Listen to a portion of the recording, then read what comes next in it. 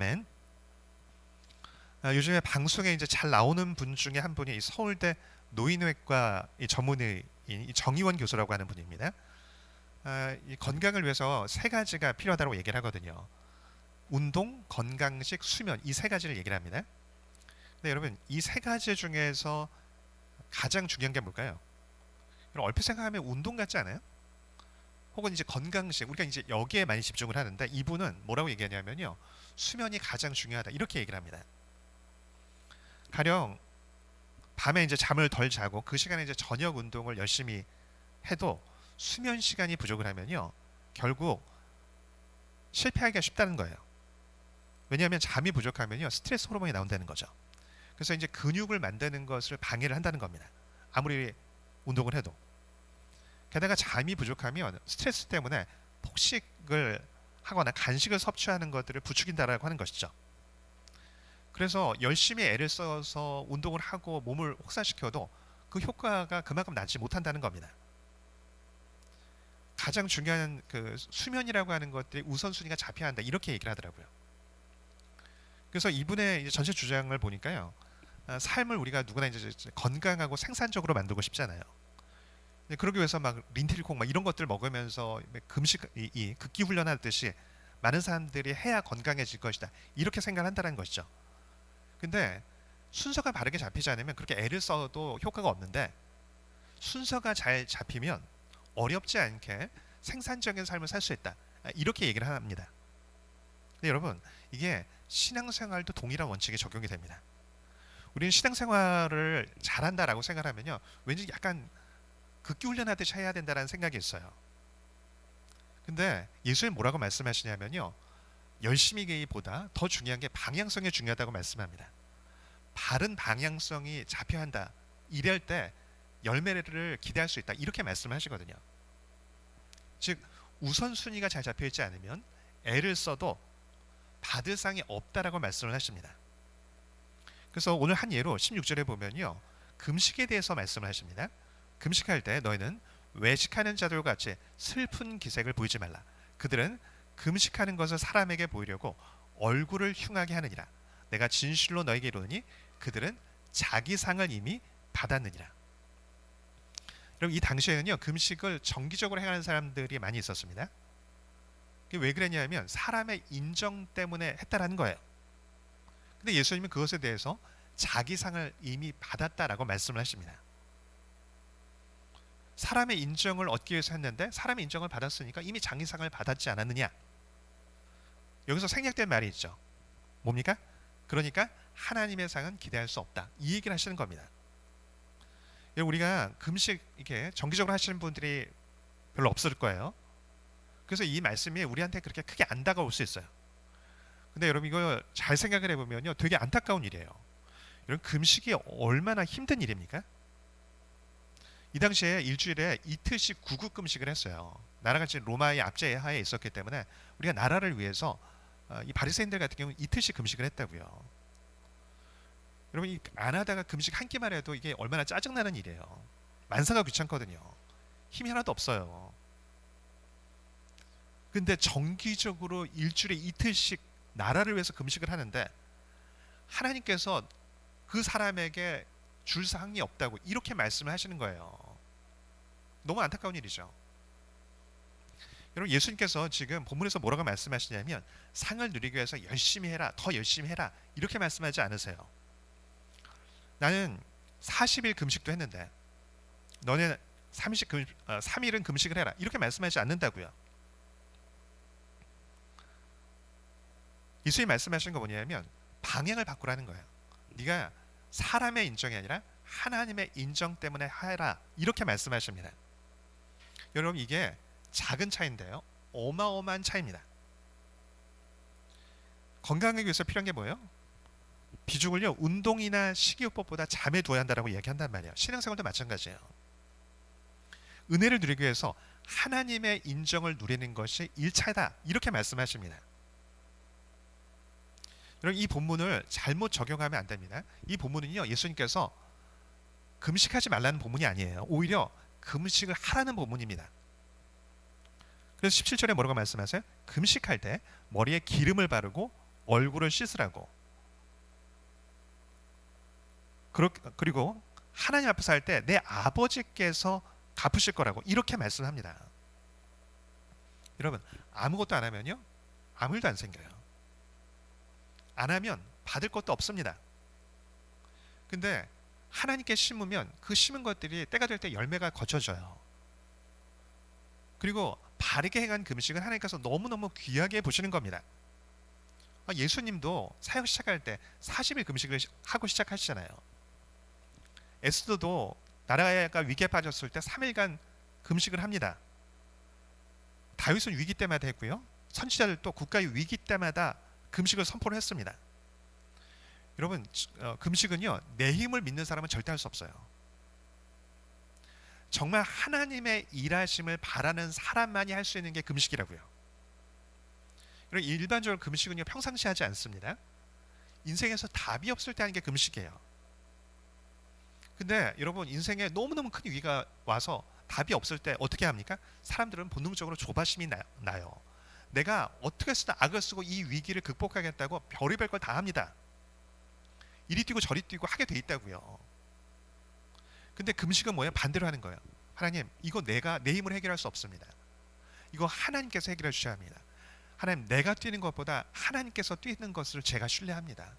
그래서 하나님, 제가 제 힘을 뺍니다. 하나님, 일해 주십시오. 이게 금식이거든요. 그러니까 이 금식의 가장 기본은요, 전적으로 하나님을 의지하는 것입니다. 그래서 바르게 하는 금식은요, 하나님이 너무너무 기뻐하시는 것이고 굉장히 강력한 역사가 있습니다. 여러분, 언제 마지막으로 금식을 해봤습니까? 교회에서 제가 이제 막 우리 무슨 일 있을 때마다 시켜서 하는 거 말고, 진짜 내가 하나님 앞에서 금식을 정말 해봤느냐 하는 겁니다. 즉, 이 자세는요, 내가 하나님을 바라보면서요, 바르게 심고 있는 자세가 있는지를 확인하는 거예요. 예수님께서 이후에 이제 계속 여러 가지를 얘기를 하시는데, 제일 중요한 이 금식 얘기를 하시는 이유가 여기에 있는 겁니다. 근데 이게 방향이 잘못 잡혀 있으면 애를 쓰는데 열매를 거둘 수 없다는 거예요. 그래서 여러분, 은혜를 누리는 사람들은요, 막 억지스럽지 않아요. 하나님과 이 관계라고 하는 것이 굉장히 잘 설정이 되어져 있다고요. 그게 대표적으로 이제 다윗이죠. 다윗이 시편 26편 2절에서 이렇게 고백을 합니다. 여호와여, 나를 살피시고 시험하사 내 뜻과 내 양심을 단련하소서. 나를 살피시고 시험해 달라고, 내 뜻과 내 양심을 단련해 달라고. 여러분, 이 기도를 해보셨습니까? 하나님, 내 마음을 봐달라고, 내 마음이 하나님 앞에 진실한지 확인해 달라고. 혹시 하나님이 기뻐하지 않는 마음이 있다면 하나님, 내 마음이 단련되기를 원한다고, 훈련되기를 원한다고. 여러분, 사람의 칭찬을 기대하는 사람, 그 칭찬에 목을 매는 사람은 절대 할 수 없는 기도예요. 바리새인은 절대 할 수 없는 기도가 이 기도라고요. 내 마음 살펴달라고. 하나님, 내가 하나님 앞에 단련된 마음이 되기를 원한다고, 그런 모습으로 나아가길 원한다고. 이 기도 못한다고요. 다윗은요, 무조건 하나님 내 욕구 채워달라고 이렇게 기도하는 게 아니에요. 내 마음이 하나님 앞에 합당한지 계속 점검하고 부족하면 고쳐달라고 하는 기도입니다. 여러분, 이렇게 기도하는데 하나님께서 어떻게 응답을 안 하실 수 있겠어요? 다윗은 그 가운데 열매를 거둘 때, 이 열매가 내가 과거에 심은 것에 대한 하나님의 응답임을 기억을 합니다.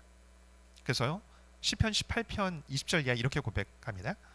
여호와께서 내 의를 따라 상 주시며 내 손의 깨끗함을 따라 내게 갚으셨으니 여호와께서 내 의를 따라 갚으시되 그의 목전에서 내 손이 깨끗한 만큼 내게 갚으셨도다.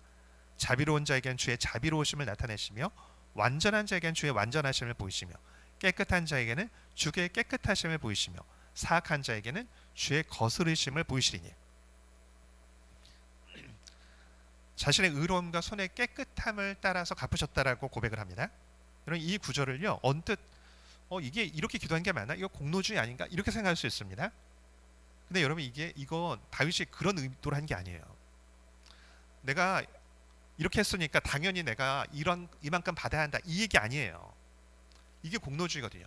하나님, 내가 이만큼 했으니까 하나님 나한테 반드시 이만큼 해주셔야 합니다. 이렇게 일종의 하나님 앞에 삭슬 요구하는 것, 이게 공로주의입니다. 좀 쉽게 표현하면 이런 거예요. 엄마, 내가 방을 청소했으니까 엄마가 나한테 마땅히 간식 줘야 돼. 간식 줘. 이렇게 얘기하는 것, 당연한 권리를 주장하는 것, 이게 공로주의입니다. 근데 다윗의 고백은요, 하나님의 성품에 대한 그 신뢰에서 비롯된 거예요. 엄마가 너 방 치우면 내가 맛있는 거 줄게 라고 약속을 했을 때 그 약속 믿고 열심히 청소를 했어요. 엄마가 나한테 좋은 거 주겠구나, 이렇게 기대하는 마음, 이건 공로주의가 아닙니다.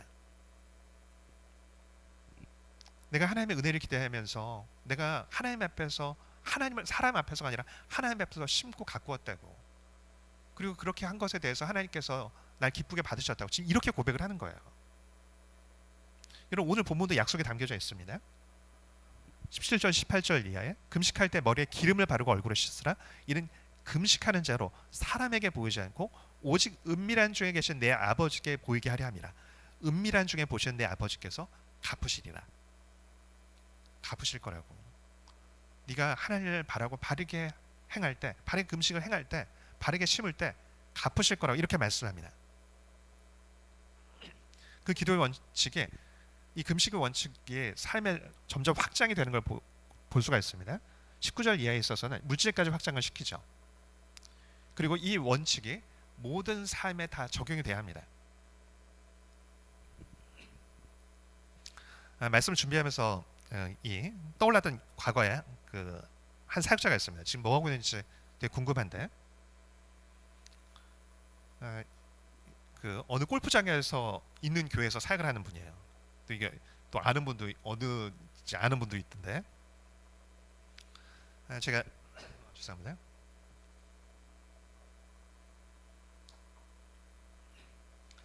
제가 과거에 부교육자로 있을 때 체육 대회를 이제 거기서 한 적이 있어요. 이제 몇 대 이제 그 부서 이 무슨 행사가 있어서 이제 몇 대 이제 관광버스 대절해서 가서 체육대회를 한 적이 있었는데, 그때 거기에 이제 담당 사역자였거든요. 근데 이제 그 교회가 이 이병철 회장 때 지은 것이라고 하더라고요. 그분이 이제 믿고 돌아가신 것 같지 않은데 어쨌든 복음에 대해서 관심들이 있었잖아요. 그러니까 누가 전도를 하니까 자신은 주일날 사업자 사람들을 만나서 교회 못 나간다고 여기 골프장에 짓겠다고 이렇게 해서 지었다고 하더라고요. 근데 이 사역자가 사역을 진짜 잘했어요. 보니까 그 회사 CEO도 그러니까 이제 이 삼성가죠. 자신이 제자 훈련을 시킨 거예요. 근데 그분이 이제 삶이 바뀌어가지고 경찰을 몰고 다닌다는 거예요. 그 재벌이. 그래서 저는 그때 예전에 그 얘기를 들었을 때 무슨 생각을 했었냐면, 그 회사 이 대표가 되게 순수한 분인가 보다, 이렇게만 생각을 했었거든요. 근데 요즘에 생각이 좀 많이 바뀌었어요. 여러분, 돈 많은 사람 주변에는요 반드시 뜯어먹으려는 사람들이 있더라고요. 온갖 사람들이 앞에서는 가진 이 좋은 얼굴을 해도 뒤엔 다 칼을 들고 있는 사람들이 있거든요. 절대 그냥 마냥 순진할 수 없어요. 보니까. 그런데 어떻게 삶이 바뀔 수 있었을까요? 제가 그때 오래전이고 한 지금 20년 정도 된 얘기니까, 그분이 한 30살 정도, 30살? 그때 그분이 아마 전도사 시절이었을 거예요. 근데 그 젊은 전도사가 인도하는 성경 공부와 제자 훈련을 통해서 그런 사람들이 어떻게 바뀌었을까요? 요즘 무슨 생각이 들었냐면, 요즘 깨닫게 된 게 뭐냐면요, 이분이 하나님 앞에 심은 것이 있기 때문이었다는 것을 깨닫게 됩니다. 제가 그때 이렇게 만나서 이제 이것저것 물어봤었거든요. 어떻게 여기서 사역을 하시냐고, 어떻게 특이하게 여기서 사역을 하게 됐냐고. 근데 이분이 이력이 굉장히 특이한 거예요. 원래 나병 환자촌에서 사역을 한 겁니다. 그래서 거기서 자기는 이분들 성교에서 평생 사역하겠다고 생각을 했대요. 그러니까 보니까 마인드 자체가 이제 십자가 질 마인드가 있었던 거죠. 근데 그렇게 사역을 몇 해를 하다가 병이 생겼다는 거예요. 다리에서 이제 고름 같은 건가, 이게 진물 같은 게 계속 나오더래요. 병원에 갔더니 나병은 아니라고 하는데 이게 정확하게 이유를 모르는 이제 불치병이 생긴 거예요. 그러니까 성도들이, 그 교회 성도들이 뭐라고 생각하겠어요? 우리 전사님이 우리한테 올맞나 보다. 그러니까 너무너무 이제 자기 섬기면서 이렇게 그렇게 된 거니까 됐다고 생각하니까 너무너무 미안해하면서 전사님, 전사님 그 치료비는 우리가 끝까지 부담을 하겠다고. 근데 전사님 우리랑 함께 있으면 안 될 것 같다고. 전사님은 다른 데 가시는 게 맞을 것 같다고. 자기가 원래 있으려고 했는데 그래서 어쩔 수 없이 나왔다는 거예요.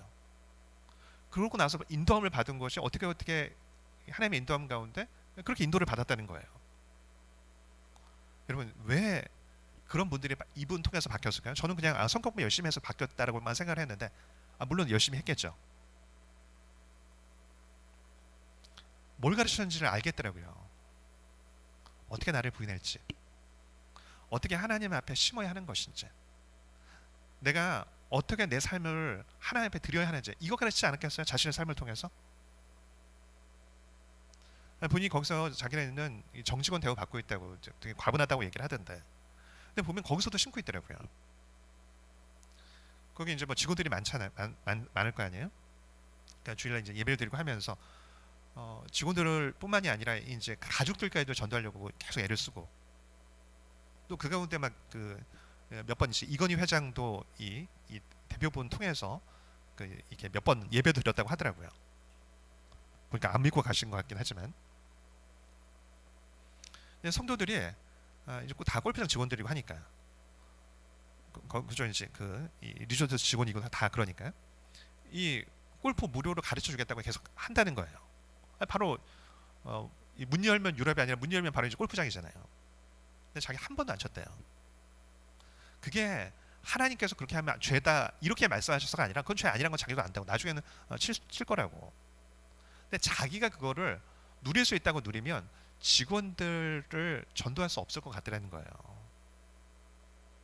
그래서 자기가 조금 절제가 필요하다고 생각을 해서 그렇게 했다고. 그럼 점점 이게 신앙생활하고 하면서 깨닫게 되는 게 역대하 16장 9절입니다. 여호와의 눈은 온 땅을 두루 감찰하사 전심으로 자기에게 향하는 자들을 위하여 능력을 베푸신다고. 온 땅을 두루 감찰하사 전심으로 하나님을 향하는 자들을 위해 우리는 그 사람이 하나님 앞에서 어떻게 눈물로 심었는지를 기억하지 않아요. 우리는 그 사람이 자꾸 거둔 것만 바라보면서 왜 하나님 나한테 저거 안 주시냐고, 왜 하나님 나는 저 사람만큼 누리게 안 하시냐고, 우리 자꾸 여기에 집중을 하거든요. 근데 그렇지 않더라고요. 여러분 보면 이제 부교육자 때 이제 정말 이렇게 보면 비리비리해 보이고 막 스펙도 없고, 그리고 뭐 이렇게 막 스마트해 보이지도 않는데 하나님께서 이렇게 특별히 은혜를 주시는 분들이 시간 지나고 나면 저분이 저렇게 됐네, 이런 경우들이 있거든요. 다들 부러워하고 저도 부러워하고 했었는데, 근데 깨닫게 된 게 뭐냐면요, 그분이 정말 아무것도 없어 보이는 사람이라 할지라도 정말 매일 철야하고 했던 분들이 있더라고요. 내 부족을 고백하면서 하나님 난 부족합니다, 은혜가 필요합니다, 내가 이렇게 부족하니까. 그렇게 하나님 앞에서 기도로 심고 하나님 앞에서 헌신하는 것, 이건 보지 않아요. 저 사람 나보다 부족했는데, 이것만 자꾸 보고 싶어 하는 거예요. 하나님 앞에 어떻게 심었는지 거기에 집중하지 않고, 물론 반대 경우도 있습니다. 너무 스펙이 화려한 경우들이 있거든요. 신대원에 딱 들어올 때부터 막 주목하고 저 사람은 뭐 안 될 수가 없다, 이런 분들이 있다고요. 근데 지내고 보면 아닐 때가 많아요. 왜요? 자신이 외적으로 갖춰져 있으니까 사람에게 신경을 쓰는 거예요. 그래서 하나님께 심는 것들을 놓쳐버린 거죠. 자신이 사람에게 사실 심으면서 나는 하나님께 심고 있다고 착각하는 그런 경우들 많거든요. 저를 포함해서. 여러분 요즘에 뭐 스펙 이야기하고 조건 이야기하고 뭐 요즘에 막 다 그런 얘기들 하더라고요. 근데 여러분 열매는 그렇게 얻은 게 아니더라고요. 큰 열매들은. 제가 얼마 전에 들은 얘기인데, 우리 뭐 중2병 얘기하잖아요. 자기 아들이 이제 중2라는 거예요. 근데 애가 어떠냐면 교회에서 이제 자기 부서 예배를 드리고, 그 다음에 이제 이 어른 예배도 드리고 오후 예배까지 드리고 간다는 거예요. 그래서 엄마 아빠가 야 오늘은 좀 이렇게 피곤하니까 먼저 우리 좀 오전에 예배 드리고 오후에는 가자, 이렇게 해도 안 된다고. 오늘 주일이니까 다 드려야 한다고. 근데 얘가 그냥 뭐 교회 보냈더니 열심히 잘한다, 이게 아니에요. 이분이 그런 얘기를 하더라고요. 본인이 예전에 이제 막노동을 할 때 새벽에 이제 일하러 나가잖아요. 그때 출근 전에 맨날 머리에 손을 얹고 기도하고 갔다는 거예요. 그게 오랜 여러 해 이제 그렇게 한 것들이 이제 지금 열매가 나타나는 거예요.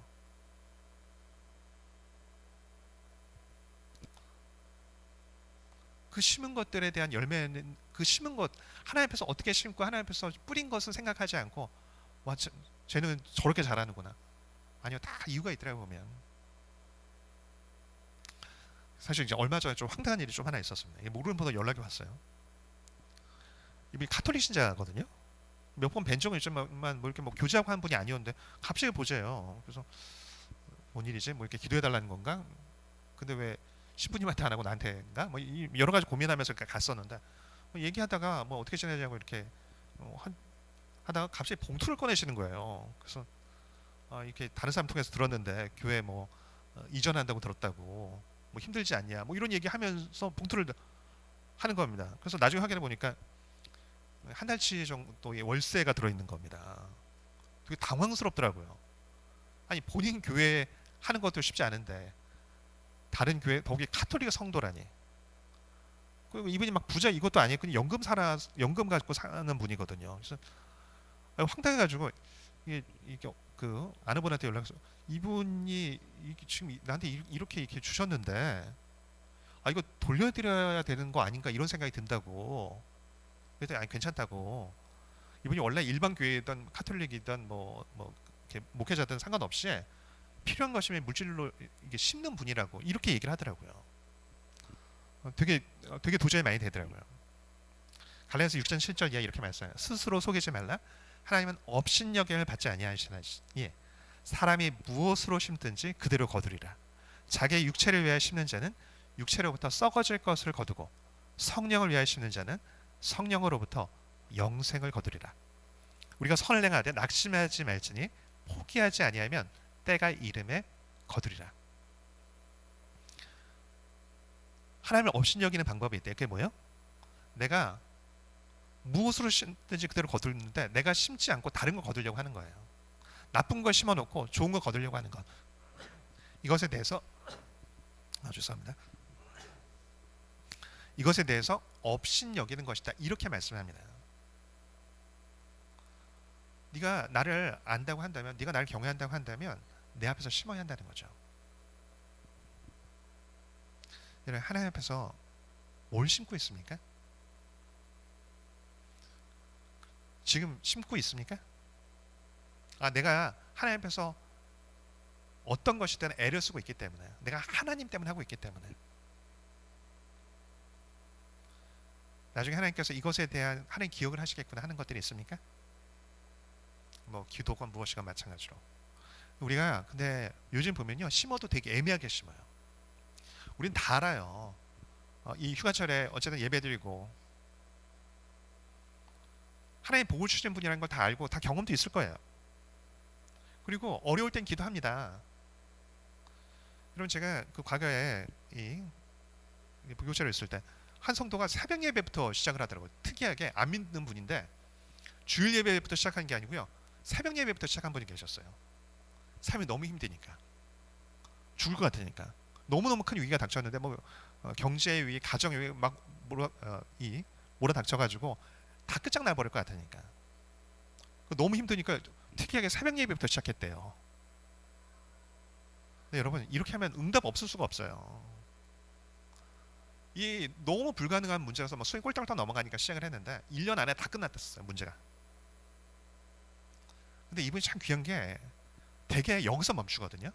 문제가 해결되면 와 하나님 은혜 받고 이 위기에 넘어갔다 잘됐다 감사합니다 여기서 끝난다고요. 근데 이분은요 더 하더라고요. 초신자인데 아예 신앙이 없던 분이었는데 계속 훈련도 받기를 원하고 계속 하니까 은혜를 받았으니까 내가 더 나가겠다 이런 마음이 있는 거예요. 야 이분 참 대단하다 이런 생각을 했던 기억이 있습니다. 그러니까 이분은 무슨 생각이냐면 하나님께 더 심으면 그 심은 거 또 거둘 거라는 거 아는 거예요. 왜? 내가 맛봤으니까. 근데 많은 경우에 여기서 그쳐요. 위기를 넘어가면 그래 위기 넘어갔다 잘됐다 그러고서 여태까지 열심히 했던 거 기도를 심었던 거 다 내려놓습니다. 그럼 위기 때 심은 것은 그 열매를 거둘 수 있는데 다른 열매를 기대할 수가 없는 거예요. 왜요? 심은 게 없으니까. 여러분 이거 반복한 게 누구냐면 사사기 때 이스라엘입니다. 위기 때는 기도를 해요. 위기 때 막 부르짖어 기도한다고요. 위기 때도 막 기도 안 하는 사람들도 있는데 이스라엘은 그렇지 않아요. 하나님을 아니까 위기 때는 하나님 살려달라고 부르짖는다고요. 그러니까 막 응답을 받아요. 문제는 뭐예요? 거기서 딱 그쳐요. 은혜를 받고 나면 아 계속 나가야겠구나 이래야 되는데 아 응답 받았으니까 이 위기 넘어갔으니까 됐다. 그래서 다시 원래대로 가요. 그러니까 또 위기가 또 닥쳐요. 그러니까 계속 반복되죠. 딱 자신이 심은 것만큼은 은혜를 받는 겁니다. 이건 못 넘어가. 이 패턴을. 많은 사람들이 가장 부러워하는 역사상의 인물이 제가 보니까 솔로몬이에요.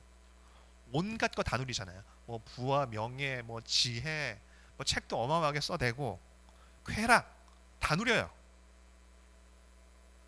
근데 솔로몬이 왜 누렸죠? 솔로몬 때문이야? 물론 본인도 믿음으로 반응을 해야 누리는 게 있습니다. 아무것도 안 하면 누릴 수 없죠. 본인도 믿음으로 반응한 게 있어요. 근데 대부분의 것은 왜 누렸냐면 아버지가 심은 것 때문에 누린 거거든요. 아버지가 하나님 앞에서 아빠의 이 다윗이 정말 그 눈물로 계속 심었다고요. 하나님을 믿고 그 어려울 때도 아무것도 보이지 않을 때도 하나님 내가 하나님 바라보면서 사는 거라고. 자신의 마음을 계속 점검하면서 계속 심었거든요. 내가 하나님 사람 때문이 아니라 하나님 때문이라고. 그래갖고 그 열매로 솔로몬이 다 거두는 거거든요. 어떤 의미에서 우리가 정말 원하는 게 딱 이런 솔로몬 같은 삶이더라고요. 나는 별로 노력하지 않았는데 누군가가 애를 써서 내가 누리는 거. 내 앞세대가 잘해서 내가 누리는 거. 이거 다 원하는 거잖아요. 근데 여러분 솔로몬 보면요 너무 안타까워요. 왜요? 심은 것에 비해서는 거둔 게 너무너무 많았는데 본인이 심은 건 너무 적어요. 그래서 자기 자녀들을 위해서 후손들을 위해서 막 성도 쌓고 이것저것 많이 했는데 하나님 앞에서 심은 것이 아니라 사람 앞에서 심었기 때문에 받을 상이 없었다고요. 그러니까 자신이 받은 게 어떤 은혜인가 보니까요. 상당수가 후손들이 받아야 할 것을 다 뽑아 먹은 거예요. 그래서 다음 후손들이 받을 게 너무 적어요. 나라가 바로 쪼개져 버리고. 아 이게 뭐야 이게? 누릴 거 다 누렸는데 자기 후손들한테 더 좋은 걸 줘야 되는데 자기가 다 뽑아 먹어서 자기가 심은 게 너무 없어서 그 다음 세대가 거둘 게 없었다고요. 오히려 나쁜 거 얻었죠. 그럼 때로 열매가 금방 안 거칠 때가 분명히 있어요. 우리 신앙생활은 없을 때가 이게 반드시 있다고요. 하나님의 뜻대로 내가 기도를 하는데 하나님이 날 기뻐하시는 이 기도 가운데 함께 하시는구나. 하나님 날 보고 기뻐하시는구나. 이게 느껴지는데 응답이 더딜 때가 분명히 있어요.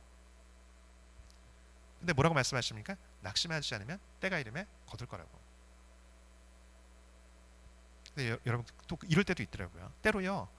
그렇게 애를 쓰는데 그 열매를 본인의 때 못 거두는 때가 있습니다. 물론 하나님 앞에 가면 우리 하나님 다 기억하시죠.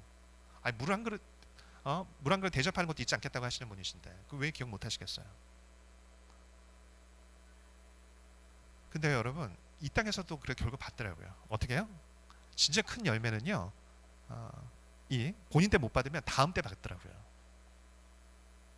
그 진짜 큰 열매 그렇게 거두는 것 같아요. 그래서 진짜 이게 엄청난 은혜를 받는 경우들 보면 대개 부모 때 심은 것 때문에 받더라고요. 우리나라의 대표교회죠. 분당 우리 그 이찬수 목사님. 아버지가 40일 금식하시다가 돌아가셨잖아요. 근데 이분이 종종 하는 얘기가 그거예요. 내가 왜 하나님께서 이렇게 놀라운 은혜를 주시느냐. 아버지 때문이라고. 아버지 못 거뒀다고.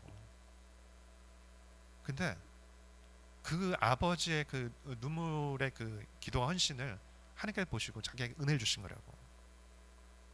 우리들 교회 김현재 목사님도 똑같은 얘기 하더라고요.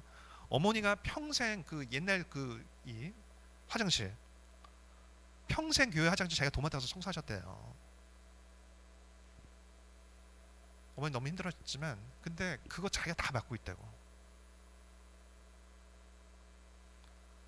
어머니 때문에 자기가 그 어머니의 헌신을 하나님이 기억하신 거라고 종종 하시더라고요. 우리는 너무 조급해요. 심는 건 너무 적지만 거둔 건 많고 싶어요. 근데 성경에서 뭐라고 얘기해요? 그거 나를 업신여기는 거라고. 네가 무엇으로 심든지 그대로 거둘 거라고. 여러분, 우리가 하나님 앞에서 행한 건 다 기억하십니다. 베드로전서 2장 19절, 부당하게 고난을 받아도 하나님을 생각함으로 슬픔을 참으면 일은 아름다울 것이라고. 너무너무 부당하고 이건 내가 몫을 낼 수 있는데 너무너무 그것 때문에 아프고 힘들고 눈물이 나는데 그걸 하나님 때문에 참으면 하나님께서 아름다운 것으로 봐주실 거라고. 하나님 앞에 심은 거예요. 시편 56편 8절, 나의 눈물을 주의 병에 담아달라고. 주의 책에 기록되지 않냐. 하나님 앞에서 눈물 흘렸던 거 다 하나님께서 기억해서 책에 다 기록하고 계시다고. 여러분, 말씀 정리하도록 하겠습니다. 우리 행복 찬양 있죠. 눈물 날 일 많지만 기도할 수 있는 것, 억울한 일 많으나 주를 위해 참는 것, 비록 짧은 작은 삶 주 뜻대로 사는 것, 이것이 행복이라고. 여러분, 뭘 심고 있습니까? 하나님 앞에서 행하는 그 모든 것들, 내가 하나님 때문에 했던 모든 것, 여러분 다 누릴 것만 생각하지 마십시오. 심는 것을 생각하십시오. 그거 다 하나님께서 기억하고 기록하고 계십니다. 스스로 속이지 마십시오. 하나님께서 하나님 앞에 심할 것들을 심고 오늘 이렇게 눈물을 심을 때 내일 때가 됐을 때 거치게 될 것을 믿습니다. 사람이 아니라 하나님 앞에 바르게 심고 또 풍성한 열매를 하나님께 영광 돌리는 목된 성도 되어지기를 축복합니다.